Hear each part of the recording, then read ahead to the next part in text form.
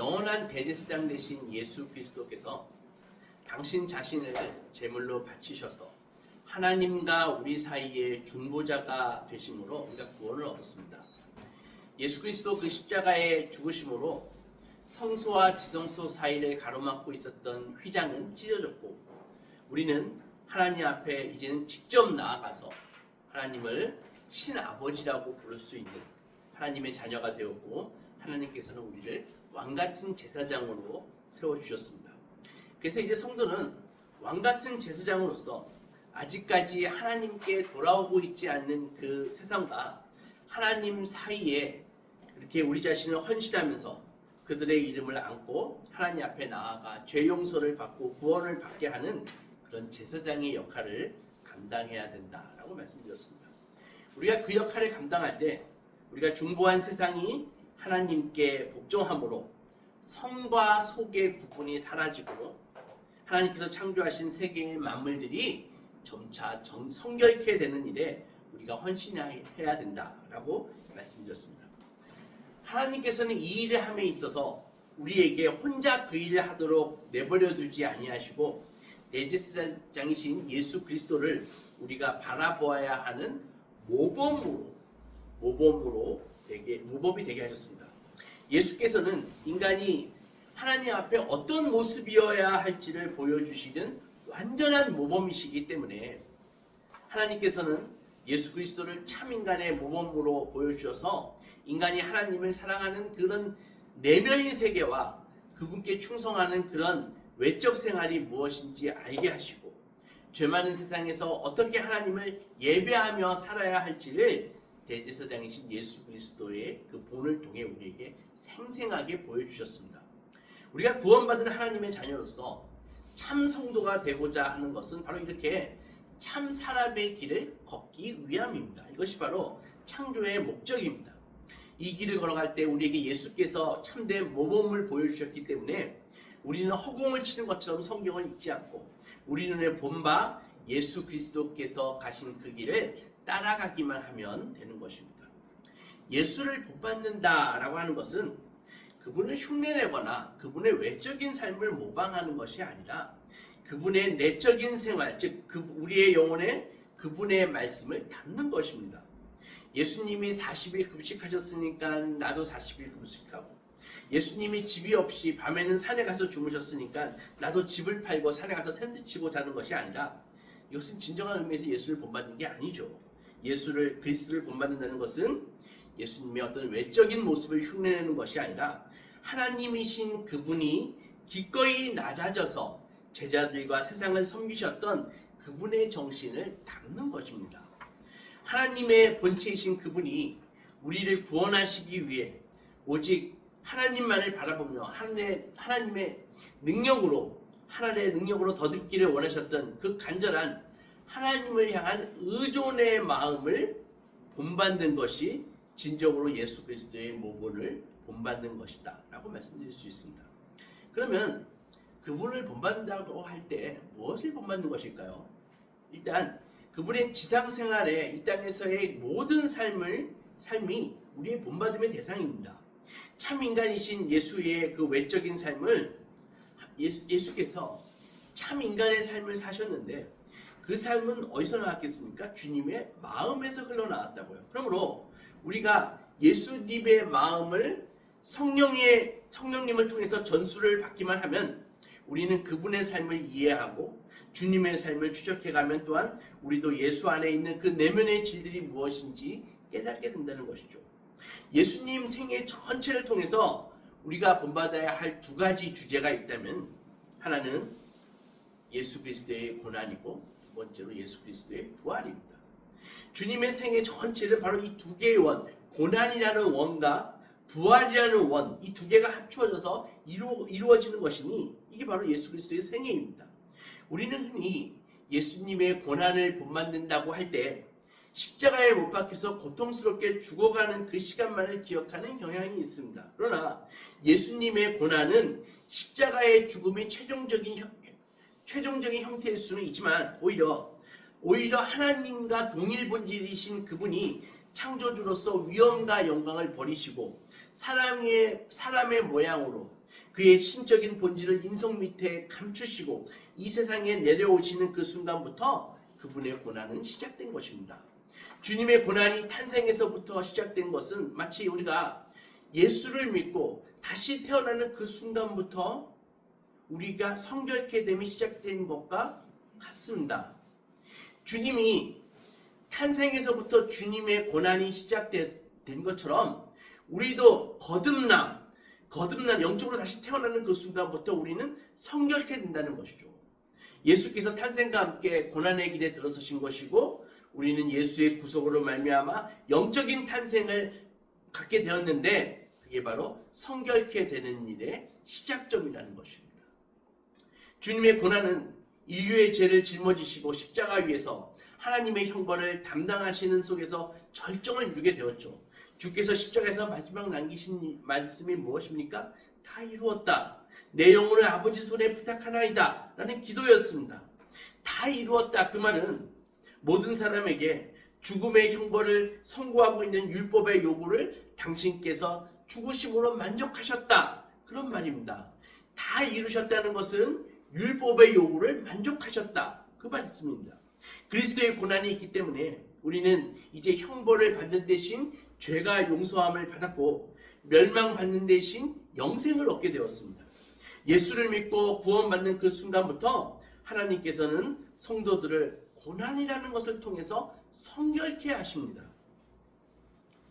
잘 먹고 잘 사는 것으로 성결케 하시는 것이 아니라 고난을 통해서 성도를 성결케 하신다는 것입니다.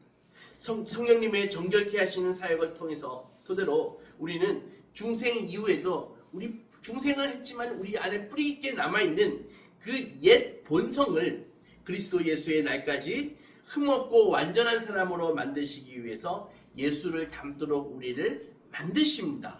그런데 이 모든 일들을 위해서 하나님께서 사용하시는 방법이 바로 고난입니다. 따라서 고난은 예수 그리스도의 십자가의 그 고난에 참여하는 의미에서 십자가라고 불리기도 하고 그 십자가는 하나님께서 우리를 성결케 하시기 위해 사용하시는 방편이 되는 것입니다. 그래서 우리가 겪는 모든 어려운 형편과 처지들 그로 인한 모든 마음의 고통까지 다 포함해서 그것을 우리가 십자가라고 부르는 것입니다.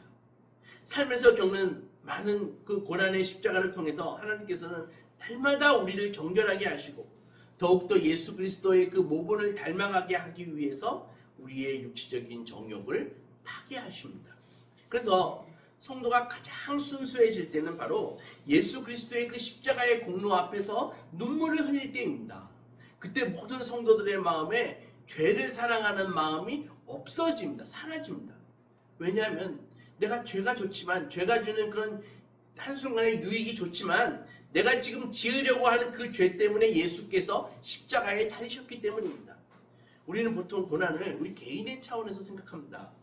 우리의 죄와 잘못, 무능이 부메랑이 되어서 돌아온 많은 고통과 징벌의 괴로움들 이것들을 통해서 우리는 하나님 앞에 깊이 회개하고 주님과의 관계를 새롭게 함으로 성결케 됩니다.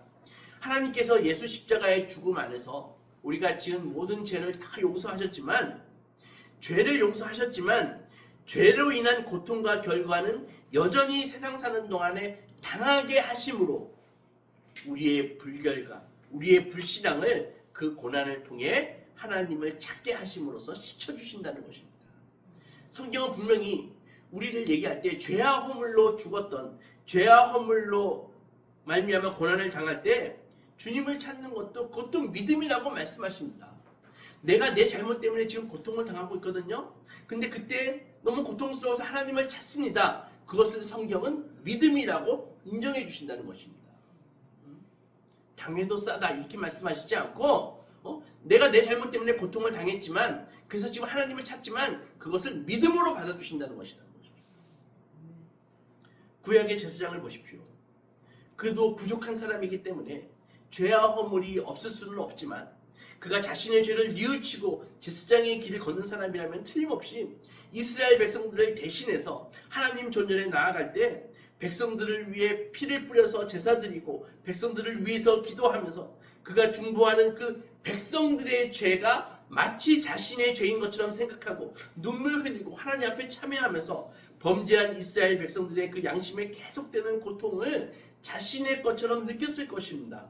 이것이 진정으로 살아있는 경건 속에서 보여주는 제사장의 참 모습입니다.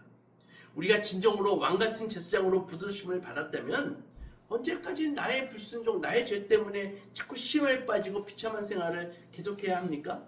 더 이상 우리는 낮은 신앙의 수준에 머물러서는 안 됩니다. 주님이 우리를 왕같은 제사장으로 불러주셨을 때 기대하신 것은 그런 정도가 아니죠. 제사장은 하나님 앞에서 스스로 성결케 할 뿐 아니라 성령님의 능력과 그리스도의 연합 속에서 아직도 예수 그리스도를 만나지 못해서 목자 없는 양같이 유리방황하는 그런 세상에서 자신의 알량한 자원을 붙잡고 좌충우돌하면서 살고 있는 그 불쌍한 이웃들, 교회에 나왔지만은 아직 신앙이 어려서 부족함이 많은 지체들, 그리고 육신의 가족들과 함께 형제들과 함께 하나님 앞에 나아갈 때 그들의 이름을 나의 어깨에 짊어지고 가슴에 붙이고 그들 대신 하나님 앞에 울어줄 수 있는 사람이 바로 왕같은 제사장이요 하나님의 종입니다. 제사장으로 하나님 앞에 나아갈 때마다 형제들의 대리자로서 그들을 위해서 하나님께 빌고 그들을 위해 간구하는 것이 왕같은 제사장이 해야 하는 일입니다. 몸된 교회의 지체로서 이 공동체가 당하는 모든 아픔과 고통을 마치 내 자신의 것처럼 생각하고 아파하고 눈물 흘리는 것이야말로 예수 그리스도의 십자가에 동참하는, 그 고난에 동참하는 길이며, 그러한 거룩한 고통 속에 동참할 때에 2000년 전 갈보리 언덕에서 일어난 예수 그리스도의 죽음은 성도의 현재적인 삶 속에 스며들게 되는 것이죠. 그래서 깊은 기도의 세계 속으로 들어가 섬기게 되면 마치 공동체의 죄와 허물이 자신의 죄와 구별이 되지 않는 그런 것처럼 다가오게 됩니다. 교회의 지체들이 당하고 있는 많은 고통과 눈물, 그 모든 아픔들이 예수 그리스도 안에 있는 그 연합을 통해서 나에게 다가오고 있는 것입니다. 그 고통이야말로 예수 십자가의 죽음이 나의 죽음이 되는 것이고, 나의 영혼에 퍼지는 것을 의미하고, 예수 그리스도의 죽음은 내 안에 펄펄 살아있는 옛사람의 정욕과 불신앙에 썩어져가는 옛 습관들을 죽이는 놀라운 효과를 우리에게 가져다 준다는 것이죠. 이것이 바로 갈라디아서 2장 20절에서 말씀하고 있는 내가 그리스도와 함께 십자가에 못 박혔나니, 그 말씀의 의미입니다. 그렇게 2000년 전 예수 십자가의 죽음이 시공간을 넘어서 내 자신에게 경험될 때, 내 자신 속에서 경험될 때 우리는 공동체와 함께 예수를 위해 고난을 당하는 것이 무엇인지를 깨닫게 되는 것입니다. 예수님의 생애가 바로 이런 생애였죠. 죄가 없으신 그분은 자신의 죄를 뉘우칠 이유도 없었습니다. 뉘우칠 죄도 없으셨습니다. 욕심이 없으셨기에 과도하게 뭘 욕망하는 그런 것도 예수님은 없으셨습니다. 그럼에도 그분이, 예수께서 사역 내내 그 심한 통곡과 눈물로 기도하며 고통으로 가득 찬 시간을 보내셨던 것은 바로 다가올 당신의 죽음을 미리 맛보는 것이었고, 주님의 죽음과 고통은 다른 사람들을 살리기 위한 고통이었다는 것입니다. 구약의 제사장들의 그 어깨 호마노 돌에 12지파의 이름이 새기고 가슴에 12지파의 이름을 써서 중보한 것처럼 예수께서도 그분의 대속으로 인해 구원받을 모든 하나님의 언약 백성들의 그 이름을 다 들고 하나님 앞에 나아가 그들 대신 울어주고 대신 간구하고 대신 염려하고 그들 대신 참여하였던 것입니다. 그리스도를 본받는 삶은 이런 주님의 고난에 함께 참여함으로써 옛사람은 그리스도의 십자가의 효력 아래 끊임없이 죽이고 새 사람은 그리스도와 함께 사는 것입니다. 잘 들어보세요. 이렇게 성도가 예수 그리스도의 고난에 동참하게 될 때, 그때 이중의 부활을 경험하게 됩니다. 이중의 부활. 뭘까요? 첫째는 매 순간 경험하는 부활입니다. 우리가 예수께서 나를 위해 당하신 그 고난을 생각하면서 교회와 구원받을 하나님의 백성들, 자신의 가족들을 위한 모든 고통을 내가 대신 짊어지고 예수 십자가의 고난에 동참하게 될 때에 우리는 그 속에서 예수와 함께 우리의 옛사람이 죽는 것을 경험하게 되는 것입니다.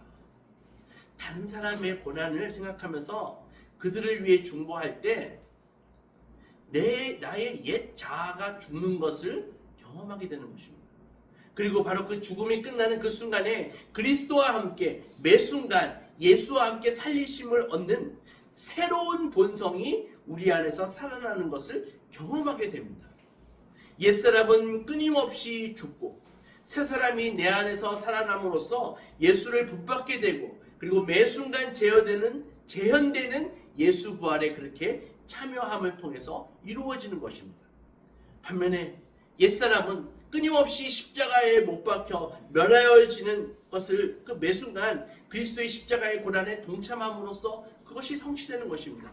이렇게 예수와 함께 십자가에 매 순간 죽는 사람들은 예수와 함께 매 순간 살아나는 그 은혜의 기쁨을 경험하게 된다는 것입니다.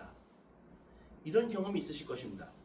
근심과 걱정이 가득하고 마음속에 해결되지 않는 죄와 어두움이 남아있어서 주님의 이름을 부를 수도 없고 또 부른다 할지라도 주님의 응답이 들리지도 않는 그런 비참한 단절 속에서 살고 있는 고통의 그 긴 시간을 보내신 적이 있으실 것입니다. 그때 그 문제가 어떻게 해결되었나요? 어느 순간 하나님의 말씀을 들으면서 깊이 깨닫고 그런 깨달음 속에서 하나님 앞에 자기 깨어짐을 경험하게 됩니다. 그때 우리는 우리의 죄를 회개하고 뉘우치게 되죠. 말씀이 예전에 없이 나의 양심을 찌르고 그 가책 때문에 깊이 아파하게 되고 시간이 점점 흐르는 그 속에서 어느 순간 나의 아픔은 간 곳이 없고 내가 이렇게 하나님께 감사할 줄 모르고 불평하며 사는 동안에 우리 주님은 십자가에서 얼마나 큰 고통을 당하셨던가를 생각할 때 처음에는 내 마음을 알아준 사람이 왜 이렇게 없어 이렇게 원망했는데 시간이 흐르면서 오히려 하나님의 마음을 모르고 있었던 것은 그 정작 나이고 나의 그 어리석음을 알게 되고 그것 때문에 주님의 아픔이 내 안에 전해지게 됩니다. 이렇게 깊이 가책을 받고 주님 앞에 용서를 비는 참회의 기도가 끝나면 회개의 깊이만큼 하나님의 은혜가 새롭게 임하게 되는 것입니다. 아무 희망이 보이지 않던 나의 인생에 새로운 희망이 솟고 고난과 시련이 고통스러웠지만 이제는 눈이 바뀌어서 고난과 시련 속에서 죄에 빠지는 자신이 오히려 더 두렵고 무섭게 되고 하나님 앞에 깊이 회개하고 뉘우칠 때 다시 하나님의 은혜가 주어지고 소망이 생겨나는 것을 우리는 경험하지 않습니까? 예전에는 약한 사람이었는데 회개하고 주님의 은혜에 참여하고 나니까 이제는 강해진 것을 경험하지 않습니까? 이것이 바로 매 순간 경험하는 부활입니다. 이런 부활을 끊임없이 경험하는 것, 여기에 그리스도인의 능력이 있다는 것이죠. 잊지 마십시오. 성도가 매일 그리스도와 함께 죽고 그리스도와 함께 살아나는 이 현재적인 부활의 경험이 없이는 우리는 이 세상 사람들과 다를 게 아무것도 없습니다. 예전에 우리나라가 가난하고 힘들었을 때는 교회에서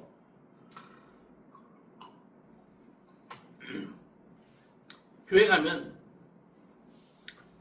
뭔가 재미있는 프로그램이 있고 연예인이나 유명 강사를 초청해서 집회를 하고 뭐 나눠준다 그러면 사람들이 많이 모였었습니다. 이제는 우리가 그렇게 가난하게 살지 않기 때문에 그런 것들로 복음이 전파될 수 없습니다. 복음을 전파하는 가장 훌륭한 수단은 그런 이벤트나 선물이 아니라 우리 자신의 삶이고 우리 자신의 얼굴입니다.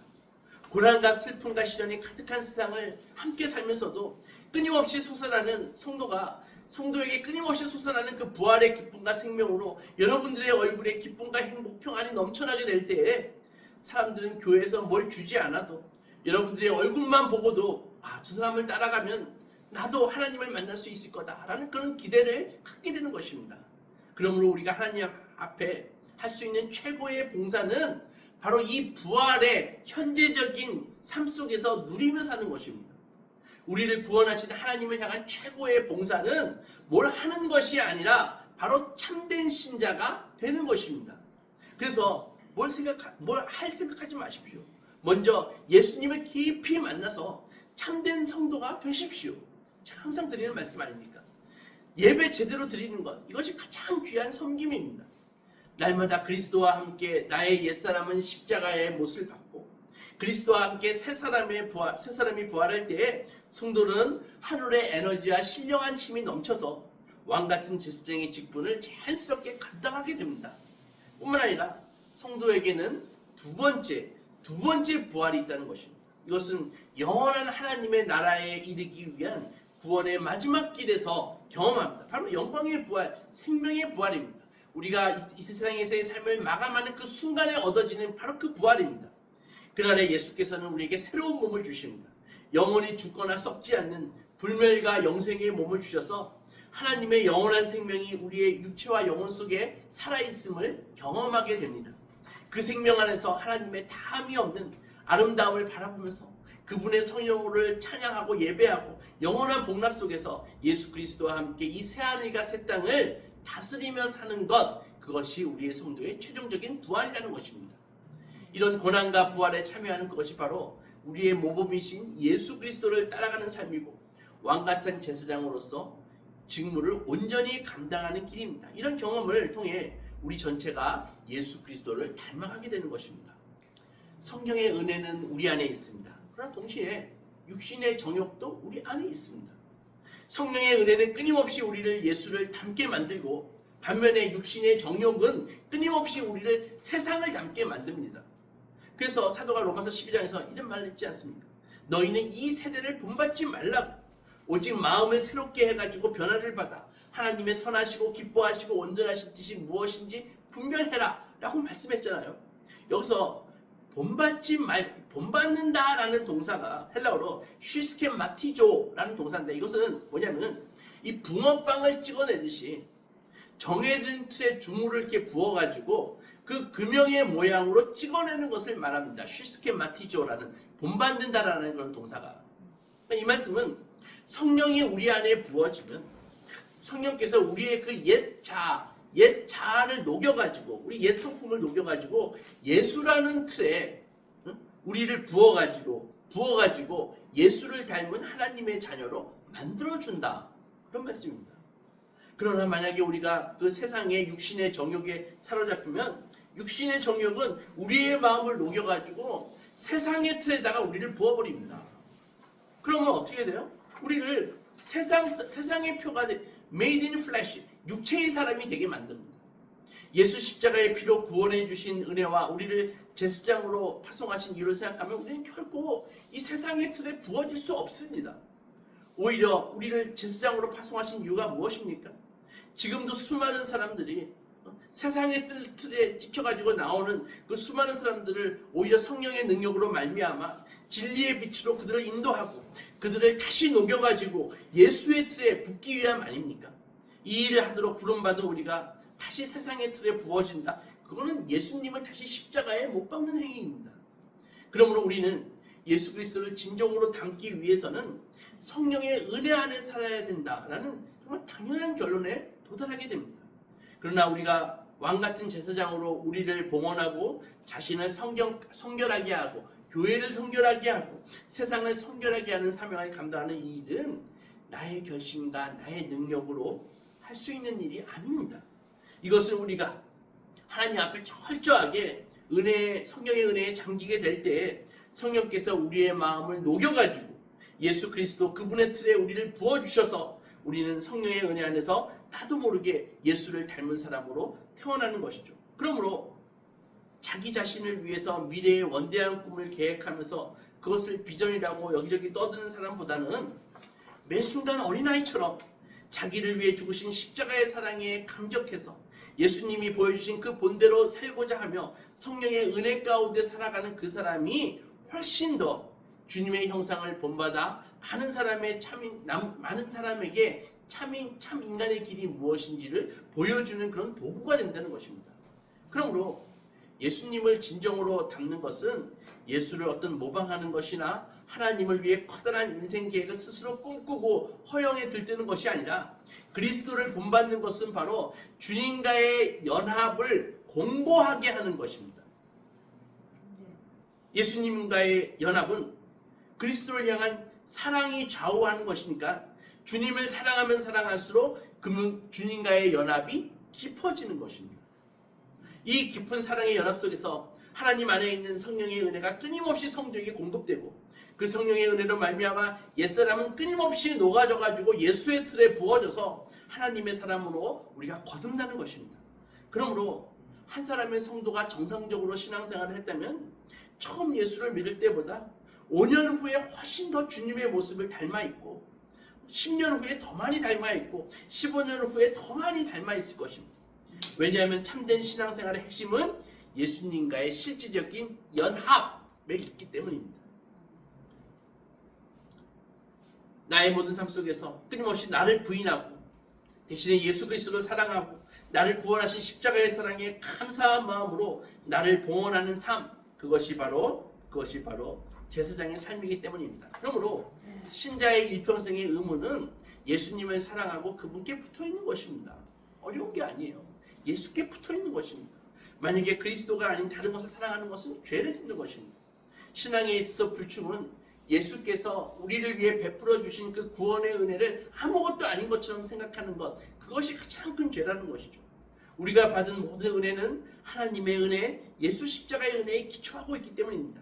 우리 죄를 짊어지시고 어린 양 예수 그리스도께서 십자가에 달린 것이니 거기에 못 박은 죄인들은 로마 군인이 아니라 바로 내 자신입니다. 나의 죄 때문에 죽으셨으니까. 이것을 잊어버리는 게 신앙의 가장 큰 위험이고 비참한 것입니다. 한 청교도 목사님이 이제 연세가 많이 드셔가지고 자꾸 치매기가 왔습니다. 사람들이 걱정을 많이 했죠. 깜빡깜빡하니까. 그때 노 목사님이 이런 말씀을 하셨습니다. 여러분, 내가 나이가 들어 기억이 희미해진다고 해서 너무 걱정하지 마십시오.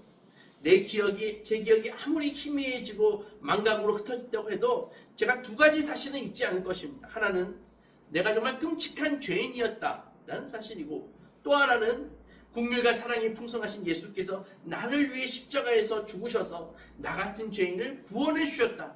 그 두 가지는 잊지 않을 것입니다.